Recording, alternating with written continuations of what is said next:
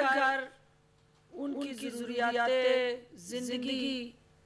पहुँचाने के लिए मुतहर्रिक और कोशां नजर आएंगे। इसी सोच की कासी करते हुए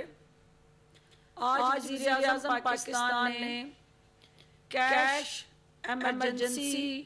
ट्रांसफ़र प्रोग्राम जो एहसास के ज़ेर-ए-तमाम है उसका बाज़ाब्ता आगाज़ कर दिया है और